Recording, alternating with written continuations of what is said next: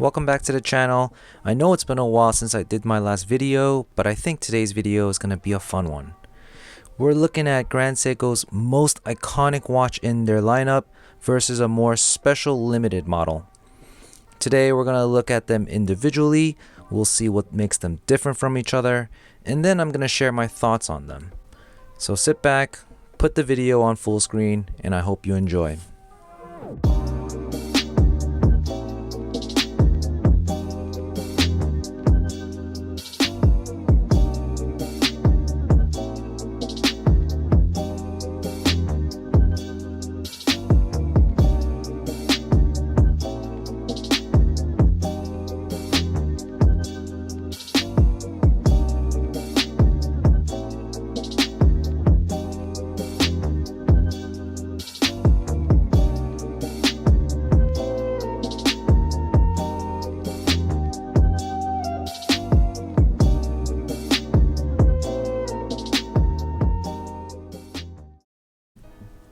On my left here, we have the flagship Grand Seiko model SBGA211, also known as the Snowflake. The dial shows a calming white textured pattern made to resemble the beautiful snow from high up in the Japanese mountains. The gliding spring drive movement is made and hand assembled in the watch studio located near these mountains. That's where the inspiration originated from. And the blue seconds hand matches elegantly with the white dial, and it really does come together like a storybook. On my right, we have the limited edition Grand Seiko SBGA441, which I like to call the Black Snowflake. The original nickname is Binchotan, which is a high quality Japanese charcoal. Binchotan goes deep in Japanese culture and even dates back to people using it back in the 1600s. The region of Wakayama is also known for producing this culturally significant charcoal, and that's where the inspiration came from. Not that many people know this model, so I'm quite excited to share more information about this piece.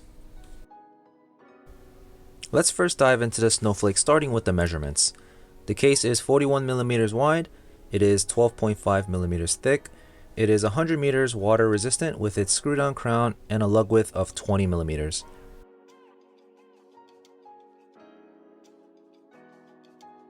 Inside has the iconic Grand Seiko spring drive 9R65 movement with an accuracy of ±1 second a day.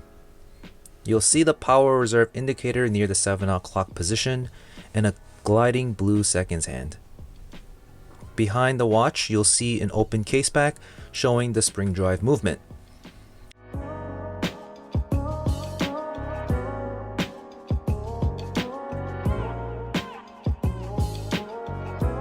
And because Grand Seiko wanted to keep this snowflake inspiration story aligned as much as possible, the bracelet and case material is made up of titanium. The weight is very light, and often you'll forget it's even on the wrist.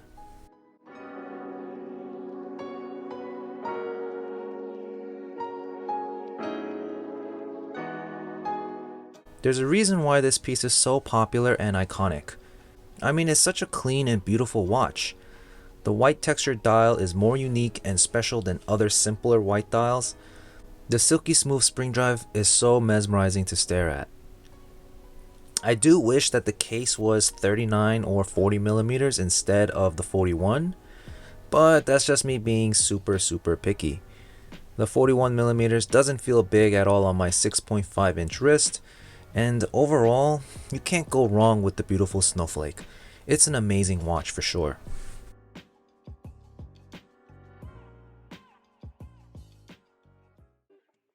Now let's take a closer look at the SBGA441, starting with the measurements. The case diameter is 40mm with a thickness of 12.5mm. It's 100 meters water resistant with a screw down crown and a lug width of 19mm.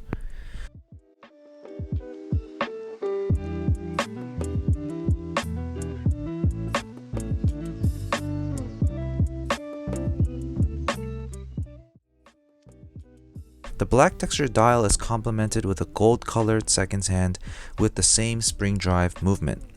The Black Snowflake has a production number of only 38 pieces total, which makes it very limited.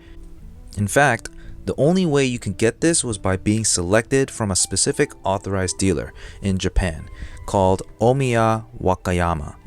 Apparently it was sold out instantly and only certain people were allowed to get them. You might be asking how I was able to get one, and no, I wasn't in Japan. I actually got extremely lucky because someone from Japan brought it over to the United States and was in the same exact city as me. I reached out to the seller and had to pay a huge premium, but I knew it was my only chance, so I went with it, and that's how I was able to get this black snowflake. I'm sure the rest are all in the hands of Grand Seiko collectors, so you won't see them that often. So what's the difference between these two? For one, the case shape and dimensions are different. I personally prefer the 40mm diameter than the 41, and the next difference is that the snowflake is titanium while the black snowflake is stainless steel. I enjoy the weight of a timepiece on my wrist, so I'm team steel. The production number is also another difference.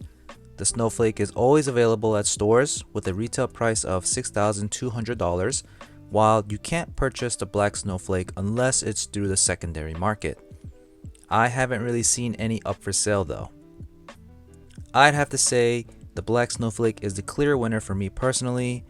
I tend to wear it more every day, and I hope one day I can actually visit the Omiya Wakayama authorized dealer in Japan. Which one do you prefer? Comment down below and subscribe to the channel if you want to see more videos. Thanks everyone, and until next time.